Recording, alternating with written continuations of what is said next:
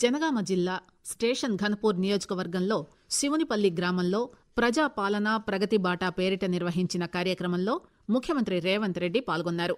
దాదాపు 800 కోట్ల రూపాయల విలువగల అభివృద్ది పనులకు వర్చువల్ విధానంలో శంకుస్థాపనలు చేశారు. బ్యాంకు లింకేజీ కింద 100 కోట్ల రూపాయల చెక్కును మహిళా సంఘాలకు ముఖ్యమంత్రి అందజేశారు. అలాగే నియోజకవర్గంలోని 7 మండలాల మహిళా సంఘం సభ్యులకు 7 బస్సులను అందజేశారు.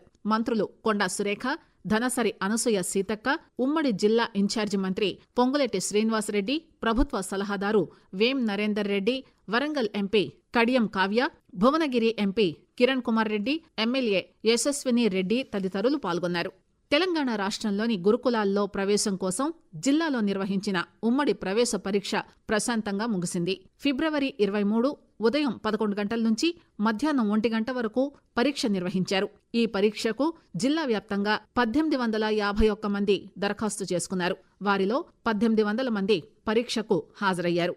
జనగామ జిల్లా వ్యాప్తంగా 9 పరీక్షా కేంద్రాల్లో ఈ ప్రవేశ పరీక్ష జరిగింది. జిల్లా నోడల్ అధికారి పి విక్రమ్ పరీక్షా కేంద్రాలను పర్యవేక్షించారు. జిల్లా కేంద్రంలోని Kaveri fertilisers, JKS agri mall, Sairam fertilisers షాపులను జిల్లా కలెక్టర్ తనిఖీ చేశారు. విత్తనాలు, ఎరువులు కొనుగోలు చేసే సమయంలో రైతులకు బిల్లులను తప్పనిసరిగా అందించాలని కలెక్టర్ ఆదేశించారు. అధిక ధరలకు ఎరువులు అమ్మితే కఠిన చర్యలు తీసుకుంటామని హెచ్చరించారు. స్టాక్ నిల్వను బోర్డుపై ఖచ్చితంగా ప్రదర్శించాలని, నాణ్యమైన విత్తనాలు మాత్రమే అమ్మాలని, నకిలీ విత్తనాలు అమ్మితే షాపుల లైసెన్స్ రద్దుతో పాటుగా క్రిమినల్ కేసులు పెడతామని హెచ్చరించారు. సాయిరామ్ ఫెర్టిలైజర్స్ షాప్లో స్టాక్ డిస్ప్లే బోర్డు లేనందున యజమానిపై కలెక్టర్ ఆగ్రహం వ్యక్తం చేశారు. జరిమానా విధించాలని జిల్లా వ్యవసాయ అధికారిని ఆదేశించారు.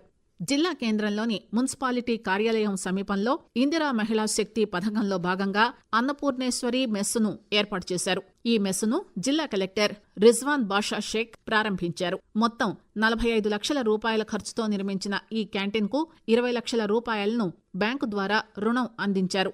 మెప్మా ఆధ్వర్యంలో లతాశ్రీ మహిళా బృందం సంఘం సభ్యులైన బృంగి వీణ, డి శ్రీలత, మణి దీపిక ఇందిరా మహిళా శక్తి క్యాంటీన్ నిర్వహిస్తున్నారు. మహిళల ఆర్థిక స్వావలంబన కోసం ప్రభుత్వం ఇందిరా మహిళా శక్తి క్యాంటీన్లను ఏర్పాటు చేయిస్తూ వారికి ఆర్థిక భరోసా కల్పిస్తుందని కలెక్టర్ పేర్కొన్నారు.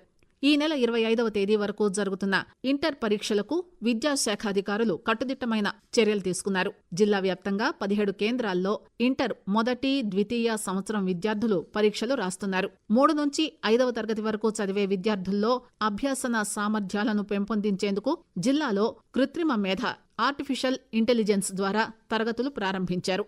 జనగామ జిల్లాలో మొత్తం 17 ప్రాథమిక పాఠశాలల్లో కృత్రిమ మేధ ద్వారా విద్యను అందిస్తున్నారు. చదువులో వెనుకబడిన విద్యార్థుల్లో అభ్యసన సామర్థ్యాలను పెంపొందింపజేయడానికి ఈ ప్రక్రియ దోహదపడుతుందని విద్యాశాఖాధికారులు తెలిపారు.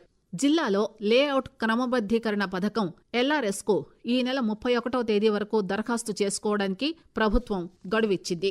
గడువులోపు క్రమబద్దీకరణ రుసుం చెల్లించిన వారికి 25% రాయితీ కల్పిస్తూ ప్రభుత్వం ఆదేశాలు జారీ చేసింది. ఈ నేపథ్యంలో ఫ్లాట్ల క్రమబద్దీకరణపై అవగాహన కల్పిస్తున్నారు.